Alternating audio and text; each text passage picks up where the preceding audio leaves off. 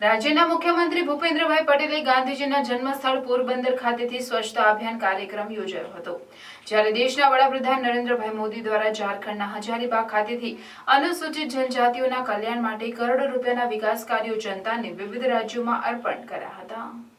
નર્મદા જિલ્લાના નાંદોદ તાલુકાના રાજપીપળા નજીક કરાઠા ગામ ખાતે ₹25 કરોડના ખર્ચે 11.5 એકર જમીનમાં આકાર પામનાર એકલવ્ય રેસિડેન્શિયલ સ્કૂલ આદિજાતિ વિભાગ દ્વારા મંજૂર થયેલ, જેનું ભૂમિપૂજન ધારાસભ્ય ડોક્ટર દર્શનાબેન દેશમુખના હસ્તે કરવામાં આવ્યું હતું। સ્થળ નિરીક્ષણ અને ગ્રામજનો સાથે આ તૈયાર થનાર બિલ્ડિંગ અંગે લોકોને જાણકારી આપી માહિતગાર કર્યા હતા। કેવડિયા એકતાનગર ગોરા ખાતે આવેલી એકલવ્ય રેસિડેન્શિયલ સ્કૂલ ખાતે કરાઠા ખાતે ભૂમિપૂજન કર્યું, તે તકતીનું અનાવરણ કર્યું હતું અને ઉપસ્થિત જનમેદનીને સંબોધતા જણાવ્યું કે અહીં ગોરા ખાતે આવેલી EMRS સ્કૂલ જેવી જ સ્કૂલ કરાઠા ખાતે આકાર લેશે અને તેમાં નાંદોદ તાલુકાના અને અન્ય તાલુકાના 300 બાળકો તેનો લાભ મળશે।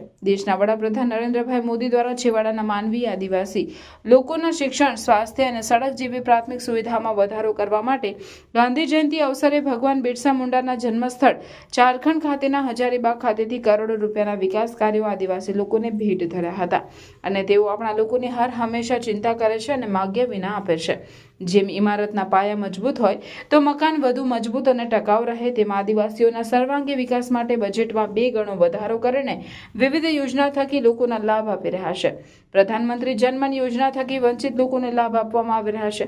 ડેડિયાપાડા વિસ્તારમાં પ્રધાનમંત્રી કન્યા કેળવણી અભિયાન ગુજરાતના મુખ્યમંત્રી હતા તે વખતે શરૂ કર્યું હતું અને તેના સારા પરિણામ જિલ્લાને મળ્યા છે। આજે નર્મદા જિલ્લામાં મહિલાઓના શિક્ષણનું પ્રમાણ 68.32% થયું છે અને ડ્રોપ આઉટ રેશિયો પણ ઘટી ગયો છે। આદિજાતિને શિક્ષણની આધુનિક સુવિધા પ્રદાન થશે તો તે દેશ અને જિલ્લાનું નામ ઉજાગર કરશે તેવી મને પૂરી શ્રદ્ધા છે। આ પ્રસંગે ગોરા એકલવ્ય સ્કૂલની બાળાઓ દ્વારા સુંદર સ્વાગત ગીત રજૂ કર્યું હતું અને પ્રધાનમંત્રીનો પ્રેરક સંદેશો વર્ચ્યુઅલ માધ્યમથી નજરે નિહાળી સાંભળ્યો હતો।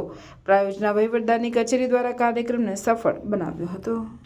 વડાપ્રધાનશ્રીએ જે આ આદિવાસી સમાજ માટે કામ કર્યા છે એ ખરેખર ખૂબ જ અભિનંદનને પાત્ર છે અને એક આદિવાસી ધારાસભ્ય તરીકે હું વડાપ્રધાન શ્રી નરેન્દ્રભાઈ મોદીનો હૃદયપૂર્વક આભાર વ્યક્ત કરું છું। વર્ષ 2002માં જ્યારે તત્કાલીન મુખ્યમંત્રી અને આદરણીય વડાપ્રધાન નરેન્દ્રભાઈ મોદી એમણે ડેડિયાપાડા મુકામેથી અહીંના વિસ્તારના લોકોને કહ્યું હતું કે હાકલ કરી હતી કે મને તમારી દીકરીઓ દાનમાં આપો, મારે એને ભણાવવી છે।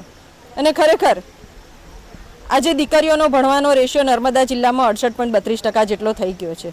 એ ખરેખર ખૂબ જ અભિનંદનને પાત્ર છે। ડ્રોપ આઉટ રેશિયો પણ ઘટી ગયો છે અને એકલવ્ય જેવી શાળાઓ કે જેમાં CBSE માધ્યમથી જ્યારે એમને શિક્ષણ આપવામાં આવશે ત્યારે ખરેખર આદિવાસી સમાજની આ દીકરીઓ ભારતને નામ રોશન કરશે અને પોતાની સાથે સાથે આ દેશને પણ એક સર્વોચ્ચ સ્થાને લઈ જવામાં એમનો પણ એક ફાળો રહેશે।